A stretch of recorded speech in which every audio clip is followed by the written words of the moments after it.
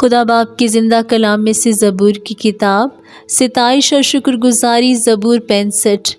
اے خدا، سیون میں تعریف تیری منتظر ہے اور تیرے لیے منت پوری کی جائے گی۔ اے دعا کے سننے والے، سب بش تیرے پاس آئیں گے۔ بد اعمال مجھ پر غالب آ جاتے ہیں، پر ہماری خطاؤں کا کفارہ تو ہی دے گا۔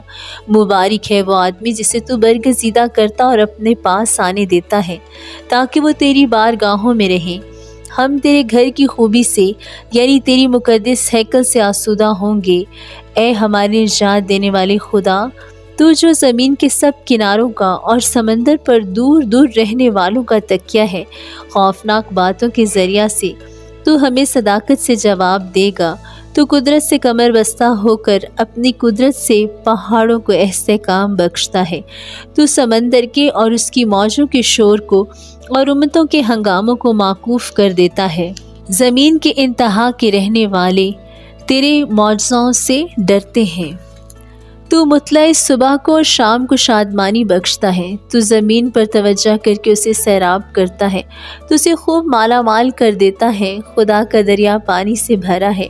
جب تو زمین کو یوں تیار کر لیتا ہے تو ان کے لیے اناج مہیا کرتا ہے۔ تو اس کی راہ گیریوں کو خوب سیراب کرتا ہے اور اس کے مینڈوں کو بٹھا دیتا ہے۔ تو اسے بارش سے نرم کرتا ہے اور اس کی پیداوار میں برکت دیتا ہے۔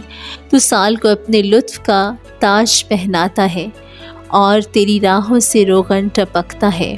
وہ بیابان کی چراگاہوں پر ٹپکتا ہے اور پہاڑیاں خوشی سے کمر بستہ ہیں۔ چراگاہوں میں جھنڈ کے جھنڈ پھیلے ہوئے ہیں، وادیاں اناج سے ڈھکی ہوئی ہیں۔